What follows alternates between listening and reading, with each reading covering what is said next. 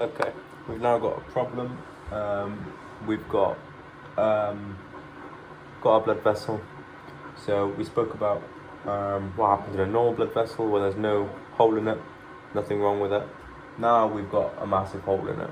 Okay, bad. So we've got blood trickling out, blood leaving our blood vessel. Okay, we've got these collagen. It's all of a bit of a mess. Collagen's in the vessel. These blue strands, they're like filtering in. And ignore these green and orange at the minute. We'll go on to that.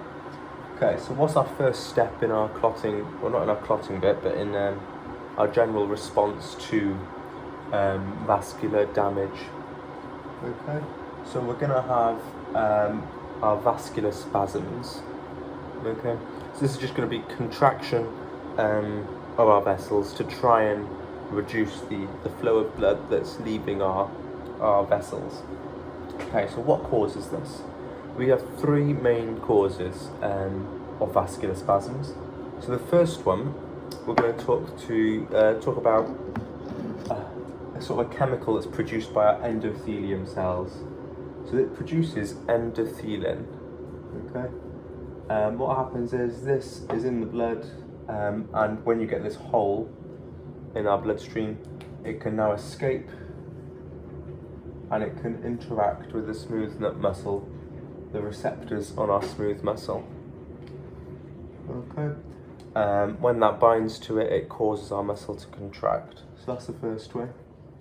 Second way, we've got mentioned our nociceptors in between our tunica media and our tunica intima. So these are they're gonna respond to pain.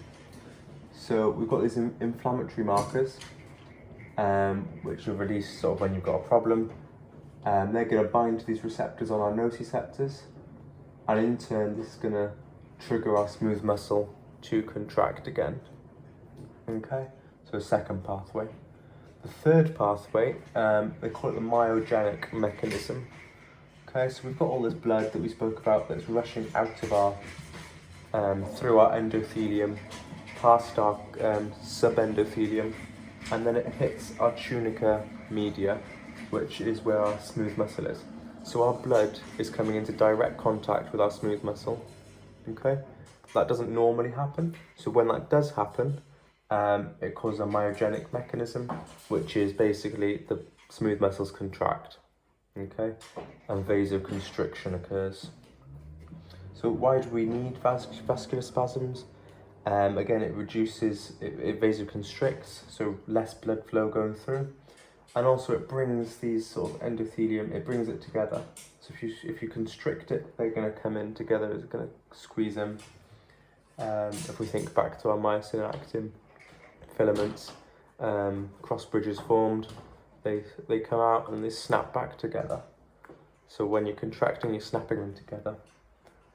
Okay, that's your vascular spasms.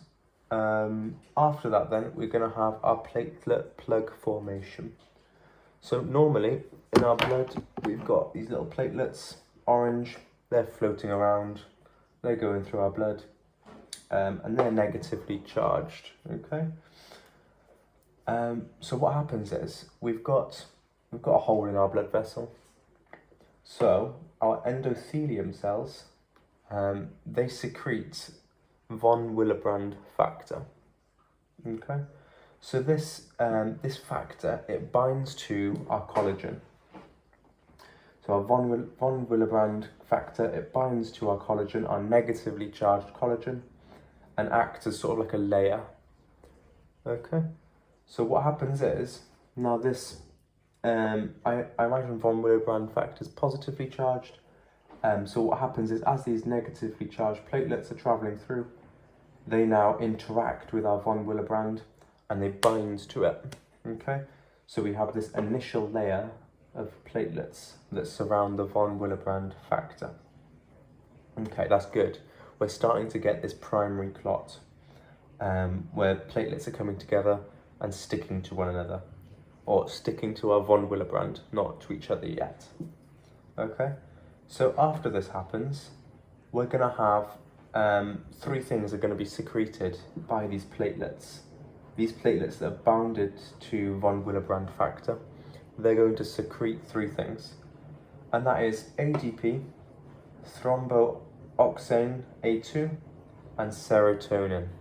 Okay, so what happens is our ADP and thromboxane A2, these two, they're going to go and they're going to float around in our blood. Okay, so they're going to come out and they're going to activate even more platelets and stimulate them. Okay, so they're going to go out and sort of like they're going to headhunt all these other platelets, which is what we want. So what happens is all these platelets, they've been collected and activated, and they're going to be attracted to this site of injury, and we call that platelet aggregation. Okay, so that's important because more platelets are going to come and bind to this platelet layer we've already got. So how does it bind to our platelets that we've already got? So on a platelet, I've drawn a little platelet here, we've got two receptors. We've got our GP1B receptor, so that's this one, GP1B receptor. That's the receptor that binds to our von Willebrand. Okay, and then our receptor, so we've also got a receptor, I'll do it in red, so our GP1B, that's the receptor that binds to our von Willebrand. So von Willebrand factor. And then we've also got receptors that are called GP2B/2A, not to confuse things. And these bind to other platelets. Okay, so between these two platelets we have these GP2B/2A receptors, and they cause fibrinogen to bind to them, and it forms like a little bridge where the two platelets can bind to each other, because the platelets are negatively charged, they can't directly bind to each other. They need these receptors and fibrinogen to hold them together. Okay, so that's how our platelets are going to hold each other together and form our platelet plug. We're also going to just quickly come back to our serotonin. So our serotonin and our thromboxane A2, they're going to come out through this hole that we've just created from our injury. They're going to come out and again binds to these receptors on our smooth muscle, and that again is going to stimulate our vasoconstriction, which is really important to sort of reduce the amount of blood that's pouring out of your vessels, and also just to bring the hole a bit closer, which helps again with our repair. So eventually what's going to happen is our smooth muscle is going to contract to bring these two split endothelial, these rough edges together, so they can come back together and fix themselves.